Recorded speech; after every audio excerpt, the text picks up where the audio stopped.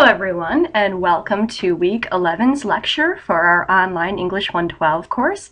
I first want to start off by saying I apologize if I sound all nasally and scratchy. Apparently this schizophrenic Michigan weather has done a number on my sinuses, so I am right now battling a head cold. So again, apologies if I sound a little off. Alright. So this week we're going to be talking about mediums for messages or arguments, as it were, and also we will be discussing Cicero's 5 canons of persuasion. So let's first start by talking about mediums as messages. Now, choosing the right medium for an argument can make or break persuasive moments. As you might guess, mediums are intimately related to kairos, or rhetorical timing. Again, mediums are especially important because you want to make sure you are performing in front of an intended audience. Otherwise, you might end up with the credibility of a Paris Hilton, a Snooki, or perhaps even Kim Kardashian. Now, when considering what medium you want to use for your argument, there are a few things that you want to take into consideration. First of all, you want to ask yourself, how fast of a response are you looking for? And remember, arguments are all about pathetic appeals. Face-to-face encounters are most persuasive because they involve all 3 of the persuasive appeals, that is, logos, pathos, and ethos. In a couple of weeks, we'll be discussing your final 2 projects, which are intimately tied to your annotated bibliography that you are creating this week. And one of those projects is going to be a presentation, which will require you to evoke the senses of persuasion while combining the skillful art of decorum, which you remember is the skillful art of fitting in with your audience through gesture, tonality, etc. If you think about it, this actually makes sense, that our 5 senses actually have their own persuasive qualities, and that the language that we choose should evoke them.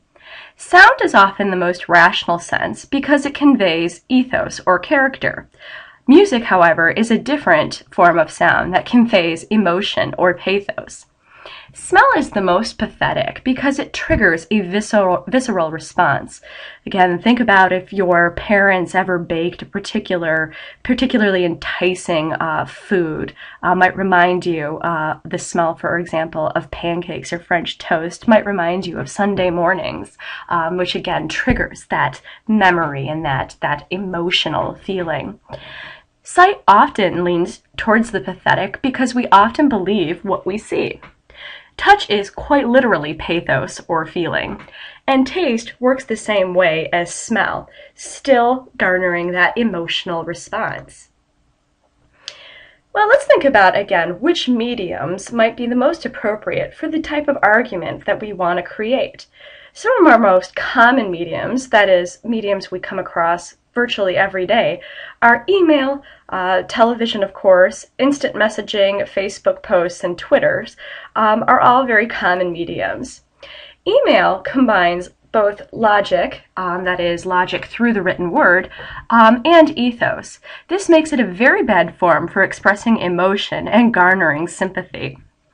Television mucks things up because it is a combination of both image and sound.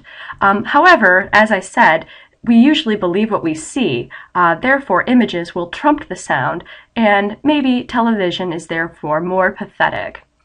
Instant messages, Facebook posts, and Twitter work a lot along the ways of email. They smack of ethos because it's all in the present tense. Otherwise, we wouldn't need those emoticons to convey our emotional intent.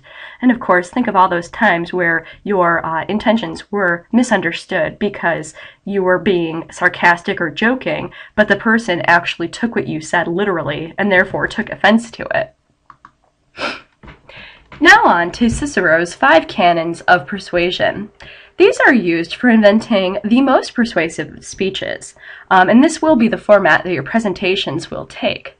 And after all, who are we to argue with Cicero? The first canon is invention. This is where you dig up the materials for your speech, kind of along the lines of the initial research you do for your projects.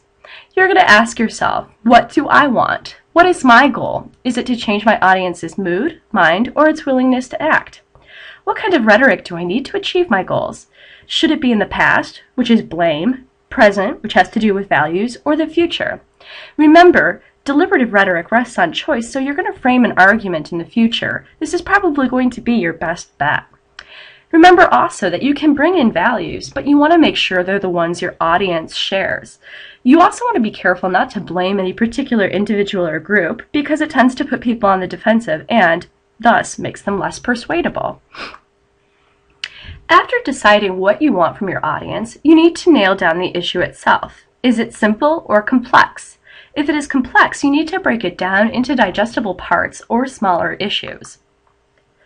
You should always consider what a potential opponent might say about your issue and spend some time framing your argument in response to this. You want to consider your audience's values. For example, what are some of the commonplaces we've shared as a class over the semester? How can you mirror those commonplaces through code words, tribal talk, or something else to effectively persuade your audience? Is the central issue about values or rights, or is it about something else? The next canon is arrangement. After you've constructed your basic argument, you'll need to arrange it into a cohesive presentation. When presenting your argument, remember to move from ethos, which is establishing your character, to logos, which is establishing your facts, to pathos, which is establishing an emotional connection. Now, through the introductions of your annotated bibliographies, you are already establishing this first part of your argument, which is establishing your character. And if you recall from your research, the 10 resources that will be on your final annotated bibliographies, you'll see that you've established most of your logos already too. So really, what we're going to be concerned with for these next few projects is how you're going to tie it all together. Ethos is reserved for the introduction. Again, how can you get your audience to like you? Do you share their values? Exhibit good sense? Show disinterest? In short, again, if you recall last week's materials, you want to make them identify with you. Logos is the meat of your argument. Do you have the facts and figures to back up your claim?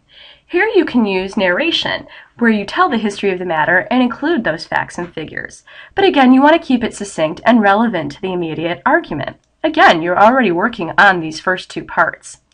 You want to beware of tangential information that distracts from rather than adds to your goals. Prove your point logically and smack down your opponent's argument. Finally, pathos or emotion comes at the end and asks you to consider what your goal is. Do you want your audience to be charged up through anger, fear, pity, patriotism, or some other emotion? Next comes style. Style refers to a number of different things. It first refers to proper language. Next, it refers to clarity, then vividness, decorum, ornament, memory, and delivery. These all work together to create a persuasive rhetorical reality by using words that suit the issue in a clear manner that your audience can understand, through creating a rhetorical reality with the telling of a story, and of course, the images that you associate with your particular argument. What kind of concepts, ideals, commonplaces, or figure of speech might come in handy. And of course, you want to make sure you present yourself and your materials in a confident manner. Canon, by the way, canons is the password for this week's quiz, and it is spelled with a capital C, A-N-O-N-S.